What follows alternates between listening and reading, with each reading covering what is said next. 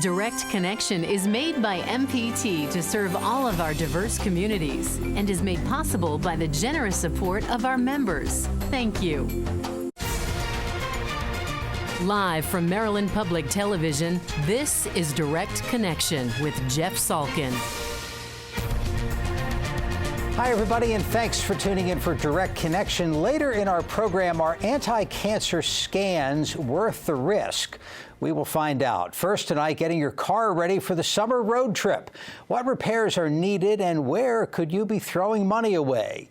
Joining us from his shop in Reisterstown is Chris Lawrence, owner of KC Automotive. Chris, thank you for being with us. Thank you for having me. You know, when I was a kid, before a big summer road trip, you had to take the car in and they were checking the belts and hoses, and it seems like maybe people do that less these days. Yeah, I think you might be right about that. I think some of it is because they're making it better. The hoses and belts seem to stand up a lot better. Instead of having 3 or 4 fan belts like we did, we have one big serpentine belt. But they still do go bad, and they still do need to be checked for sure, and especially before a trip, because that would be one of the things you certainly wouldn't want to happen on the road. Is the serpentine belt the same thing as a timing belt? No, the timing belt is different. That's what keeps the crankshaft and the camshaft timed together. The serpentine belt runs all your accessories, alternator and power steering pumps and things like that. Boy, the timing belt is a whole interesting subject on its own. One vehicle I had, I think, you know, was one of those things late in a large amount of miles, 75, 100,000 miles, something like that. They told you to replace it. It was major surgery, big expense, correct. But if you didn't do it, you had the risk, really, of your engine falling apart. There are some engines that what we call interference motors, where if it does break while you're moving and the valves are hanging open, the piston can come up and bend the valves. So it's very important, especially on those vehicles. Most of the manufacturers have changed, where most of them now are 100 to 120,000 mile range of replacing, where in the early days it may have been as little as 60,000 miles, but I think the technology is getting a little better with that. And the factories are also going away from that back to chain motors, having a chain-driven motor. And in that case, it can go pretty much forever? Yeah, unless there's a problem, you know, if you would hear some kind of tapping, which would be many, probably over 100,000 miles. We have never really seen any problems with that. And that leads me to the biggest mistake that your customers make, that every so often somebody comes in having ignored a noise. Right, I think noises would be, or a check engine light sometimes as well, even though the engine lights can be just emissions related. But yes, ignoring noises that they think, you know, maybe common or road noises. It could be a wheel bearing or brakes or a multitude of things, or even internal engine we've seen sometimes where people just, maybe they can hear it. I'm not sure if the radio is too loud or whatever, but definitely I have always said, if you're the principal driver of the car and you think something is different, then it's like your body, you should get it checked.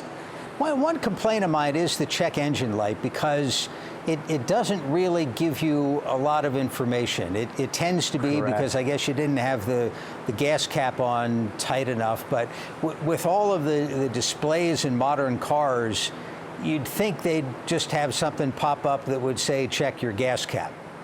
I think that some of them actually do have that, but very few. I think a lot of times they just don't want you in the car. It's become so complicated. The check engine light is hooked to many things, possibly 100 or better, that it's monitoring. And so even when we get a check engine light, you have to go through a flow chart of tests. It's not quite as easy. I think a lot of people get the idea that the check engine light, basically, we put a scan tool on it and it says, do this, but it's not like that at all. A lot of times we have to go through a process or a flow chart to get to the answer. Let me remind our viewers, if you have a question about summer auto maintenance or cars in general, give us a call. We'll have the number up on the screen. You can also tweet your questions. Our Twitter address is @MPTNews. You know, the other thing about the check engine light is it looks a little bit like the low oil pressure light. One of them is an emergency and one of them is really not. Is that right? Correct. That is correct. Now, most manufacturers set it up so that yellow is caution, such as an engine light, and oil and temperature are red. And so always remember that the red is the most important. Now, when people do start thinking about a summer road trip, you want to change the oil if you haven't done it for a while, which gets into the question of where you get that done and how you even decide these days which oil is going in the car. Well, most of the manufacturers will tell you what they want in the car, and we suggest you always stick with that. We have to carry many brands or many weights and types of oil in stock nowadays, but we always stick with what the manufacturer says. That's typically the best because, you know, they have years and miles of data that they've been taking, and they know, those engineers know what they want in that car, so that's what we stick with. Now, when you go to the Jiffy oil change place, they frequently want to do some other stuff. They'll recommend flushing the transmission or what have you. Yeah. How much of that do you need? Because I was told once that for the most part you leave the transmission alone. There's a lot of debate on that right now, I think, within the industry. Transmissions especially, a lot of the manufacturers are getting away from that, where some of them are even pretty much sealed to the point where it can be done, but it's very difficult. You certainly couldn't do it on your own without special tools. You know, some of these, you have to remember, it's about coming up with money, and, you know, I hate to talk like that, but there are some services, fuel injection cleaning and things like that, power steering flushes that are very new to us. Even me, I've been in the industry a long time, since I was a kid, and those things are within, you know, 10, 15 years. Well, I got talked into a fuel injection cleaning once. Was that a bad idea? I don't think it's a bad idea, but you know, I did go to a class one time thrown by a major builder of fuel injectors, and they said it's a precise measuring instrument, and you should not force any corrosive material, you know, cleaner through it at all. But that may be because they want you to replace the injector where they make money. So, I can tell you, I really have never seen any great gain from that. Let's get to some phone calls. Montgomery County, this is Steve. Steve, thank you for calling. Go ahead. Thank you for taking my call. You bet. Usually every 30,000 miles, I get my transmission fluid flushed with a proprietary flush. You've probably heard the name. I don't want to repeat it. Right. I know what you're saying. But I'm wondering, when they do that, they do not, the system does not require the gasket to be changed or the filter or screen to be changed. And I'm wondering if occasionally, instead of getting the complete flush, I should get the screen changed and the gasket changed. Steve, thank you. It does depend on the make of the vehicle. Some of them don't have changeable filters. If you do have a car that has it, it certainly is not a bad idea. I would certainly do it at least once in a car's life, if not more. I don't think you're hurting it by doing it, for sure. You can, you know, just like changing oil, I don't think you can do it too much. The question is, what is the gain? And that's where the debate is a lot of times. Chris, here's a Twitter question. Is it possible to easily check how much life remains on brake pads? Easily, I mean, it's easy for you, but for the motorist. Yes. Without pulling a wheel, I think it's very difficult. Some cars have slotted, you know, wheels that you can see through, but even then, it's very difficult and really should be inspected visually with a tire off. Call from Baltimore County. This is Eileen. Eileen, thank you for the call. Go ahead. Thank you. What would make brakes that function fine in dry weather become loose in wet weather? What do you mean by loose? Well, when I apply them, my foot goes way down. But that's only in wet weather. In dry weather, that doesn't happen. Oh, interesting. Eileen, thank you. That is a very interesting one. I think we would have to see that. It could be the type of pad if they've been replaced. There's a lot of different materials, ceramic pads, metallic pads, organic pads, and it could be that maybe the material that they're made out of is not reacting well with the weather. I have to be honest with you, I haven't seen that yet, so we'd have to see that personally, I think. I bet we could talk about oil changes all night. Here's a Twitter question. How often to change the oil if you put under 5,000 miles on a 2004 six-cylinder wagon with under 50,000 on it? Right. So in other words, a low mileage It's a very driver. low mileage car that sits here, right? Yeah. The one thing you do have to worry about, even with cars that sit, is humidity, especially in Maryland, where we have tons of humidity. It will collect in the oil, so I would say you definitely want to do it once a year. And I think in a 5,000 mile range, that probably would be okay. Is your car battery more likely to fail in the heat of the summer or the cold of the winter? Typically the cold is what we see. All right, let's grab another phone call. Carroll County, this is Daniel. Daniel, thank you for the call. Go ahead. Yes. When is it good to change your transmission fluid? Good question. Well, again, we go with the manufacturer's service. All cars come with a manual in there. It will tell you, and they're all over the place. I can tell you, and like I said earlier, there are some manufacturers that are getting away from it altogether. So we have to be very careful with that. I certainly wouldn't hurt it to do it, but I would say that if you should definitely. Typically, we think around somewhere between 60 and 90,000 miles is a good range, somewhere in there. How and it just about depends the, on what kind of driving and whatnot. Yeah, right, the old dusty conditions and pulling a trailer. There are other things, correct. How about the coolant? At what point do you need to start thinking about that? Yeah, coolant is become, the technology in coolant has become very good lately, and 100,000 miles for sure on all coolant that we've seen. Unless it's the old green, if you have a much older car, if it's the regular green antifreeze, you should probably do that a little bit more frequently, maybe every 2 years. But on any of the long life and any of the newer cars, the colored antifreezes, 100,000 miles is fine. Call from Anne Arundel County. This is Sally. Sally, thanks for calling. Go ahead. Yes, I have a concern. My airbag light has come on. I have a VW Jetta 2003, and I called the headquarters of VW, and they didn't really have a comment on it. They just said, take it to your local dealer. Correct. And that is the thing to do, I think, in that case. You definitely do not want to fool around with an airbag light. As far as I know, there's no recall, but that can be checked. Typically, you can Google that or call your local dealer with the VIN, and they can tell you any recalls that are on the car. But I would suggest you get that looked at, because when the light is on, similar to a check engine light, it could be a major problem where it doesn't function at all, or it just may be something minor. Typically, in those cases, we see it's a sensor either in the seat belt or possibly the seat, but it definitely needs to be scanned and checked. Speaking of sensors, the new tire pressure monitoring systems. Yes. What do you think of that? I mean, you get more false alarms than anything else. And then the other part of the question is, when you have one of those, you stop checking the tire pressure altogether. Well, yes. When I was growing up and we took our test, you had to physically walk around the car and sort of kick the tires, as they used to say. Now we have sensors. The problem is that some of them are, they're so delicate that they're within 2 pounds per tire. And so that when we get these temperature changes like we do in Maryland, especially in the winter or fall to winter time, or even in the spring, we just have a load of people. And typically it's just a couple pounds difference. And also don't forget, there are sensors in some cars in the spare tire, and people forget that point, and you have to take care of that as well. Let's get one more call for you. This is Prince George's County. Myra on the phone. Myra, thanks for the call. Go ahead.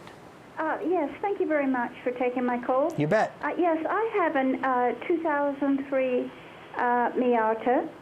And my mechanic, and I've been to him like twice to get oil changes, and I do trust him, and he seems like a very nice man. But he's asked me a couple of times if to check in to see if I've had my timing belt changed. When I bought the car, it had 84,000 miles on it, Now it has 93. I don't drive it very much because I'm a senior citizen and I don't drive around very much. But I got a card in the mail the other day reminding me to check about my timing belt. Okay, Myra, let me get you an answer on that. Thank you for the phone call. Okay, Chris, well, timing belts. Well, the fact that she got a card, it depends on what service the shop is using. Sometimes they do just an estimated mileage thing like the dealers do, so that may be all that is. The Miata does have a timing belt, and they did have problems with the bottom. I don't want to get too deep into it, but the bottom crank pulley, the keyway would break on them, and it would move in jump time in a horrible way, much different than just a belt. But if it has never been changed, I think she said 84,000. If it's never been done, then I would do it at least, because they do dry out just sitting. It's not just driving. You know, it's a rubber product, and so it does go bad over time as well. But I think she said she bought it at that mile, so I'm not positive if she would have to find a history of that. It's because it's very hard to tell by just looking at them. You know, pulling a cover and looking at a belt, it really doesn't give you the time. All good stuff. Chris Lawrence working late tonight at KC Automotive in Reisterstown. Chris, thanks for the time. All right, thanks for having me. Appreciate it. Back with our Your Health segment right after this.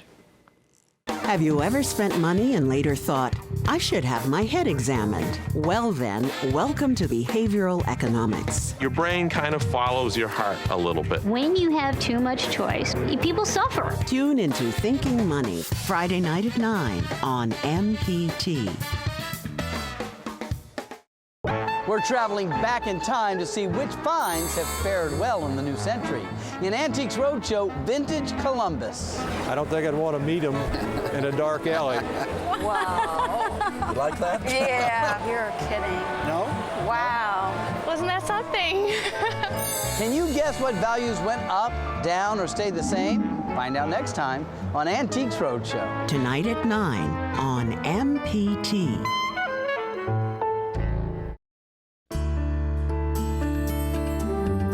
Joining us for this week's Your Health segment is Dr. Galen Ohnmacht, Clinical Associate Professor of Surgery at the University of Maryland School of Medicine and Thoracic and Cardiac Surgeon at the University of Maryland, Baltimore-Washington Medical Center. Doctor, thank you for being with us. Thank you for having me on. We want to focus in on lung cancer, which remains, if not the leading, one of the leading causes of death from cancer. You're absolutely right. Lung cancer is the #1 cancer killer of Americans. It kills more people than colon, prostate, and breast cancer combined. Increasingly, there's the idea of being able to screen for it before symptoms appear. How is that done? Well, lung cancer screening is done with a low-dose CT scan. This is as opposed to a regular CT scan, which has a higher dose of radiation. The low-dose CT scan enables us, and people who are properly selected, it enables us to see inside their chest, in their lungs, to look for lung cancers that are starting at an early stage and are a lot more treatable and have a much better outcome if caught early.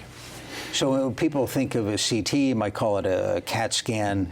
The reason to focus on the dose of the radiation is that the radiation itself can potentially be harmful. Yes, that's right. Radiation from any source, as everyone knows, can be harmful.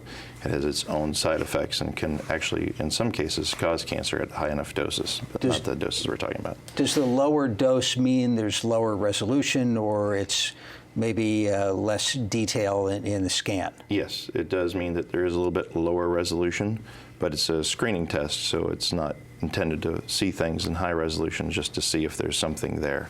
And so there's a trade-off between the dose of radiation and how well you can see within the chest. Who should get one of these? Well, that's a really great question, and I think that anyone who's considering getting a low-dose CT scan for lung cancer screening should talk with their provider.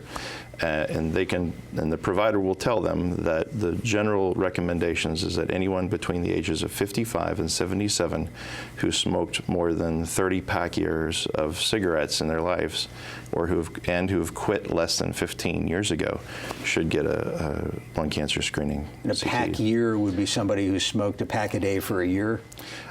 Yes, exactly. It's number of packs per day times the number of years smoked total, and that'll give you your pack year history. And if it's greater than 30, for instance, if you smoked more than 2 packs of cigarettes a day for 15 years, that'll give you 30, or 1 pack a day, like you say, for 30 years will give you 30 pack years. Does that recommendation mean that the insurance companies will cover it?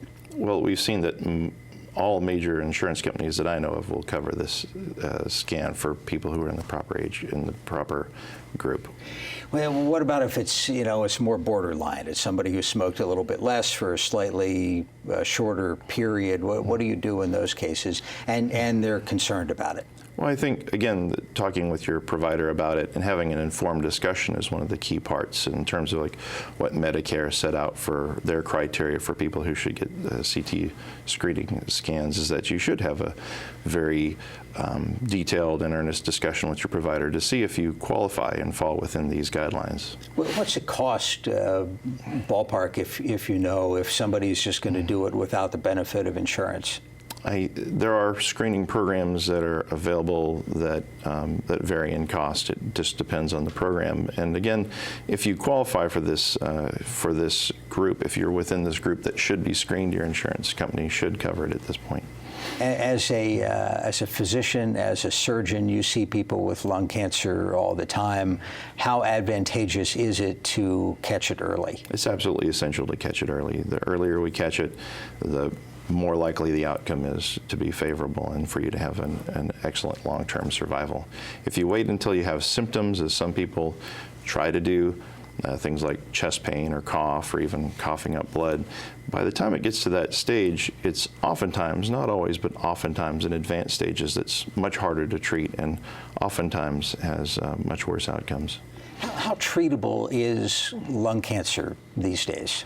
Lung cancer is very treatable. It's if it's caught in early stages especially, we can perform surgery on people who can tolerate surgery. There's therapies with radiation therapy, chemotherapies, or combinations with kind of a multidisciplinary approach that all modern cancer care employs.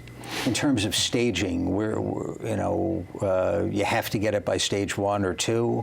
I don't think that there's any particular stage where we say, this is not something that we can work with. We can work with pretty much any stage, and there's always hope. So if you've been given a lung cancer diagnosis or you think that you might have lung cancer, there's always a therapy available for you, and that you should seek help from your qualified medical provider. Let me remind our viewers, if you have a question about lung cancer screening techniques, give us a call. We'll have the number up on the screen, or tweet your questions to @MPT News. What degree of awareness is there, do you think, especially among smokers, that low-dose CT is even an option? I think that clearly the answer is not enough. But what I've seen is the programs like this and other outreaches that we've had is that the word is steadily getting out. And I think that a tremendous kind of a milestone in this effort was when the Medicare approved screening for this group that we're talking about, between the ages of 55 and 77, 30 pack years, less than 15 years of smoking cessation, is that once that happened, I think that it became much more something that the community was aware of, and we've seen a huge jump in the number of people that were screening around February when that occurred. Twitter question: how worried should non-smoking end of baby boomers be about secondhand smoke exposure from the 60s and so forth? Well, that's always a factor, but it's not enough of a factor that you should undergo CT screening at this point. Your CT screening is reserved for the group of people that we have seen benefit in. And secondhand smoke is a concern, but it's not something that we are screening for. False negatives, false positives with this test?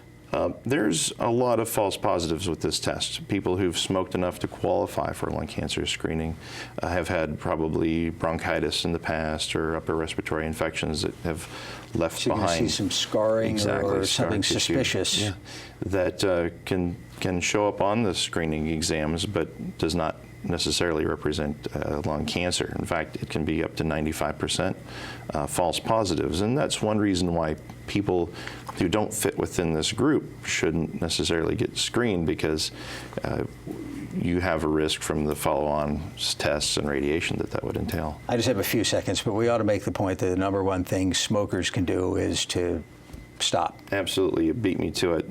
We can talk about lung screening all night, but the most important thing is smoking cessation. Stop smoking, and your doctor can help you with that. Dr. Galen Ohnmacht with the University of Maryland's Baltimore-Washington Medical Center. Doctor, thank you for being with us. My pleasure. Thank you. Do appreciate it. Thank you for joining us for Direct Connection Thursday at this time on Your Money and Business. Why libraries are still important in the digital age and the danger of decision-making fatigue. That's Thursday at 7:30. Remember to join us Friday for State Circle and the latest on Maryland politics. And remember to check our Twitter feed for updates at MPT News. Now, for all of us here at MPT, I'm Jeff Salkin. Thanks for watching and have a good night.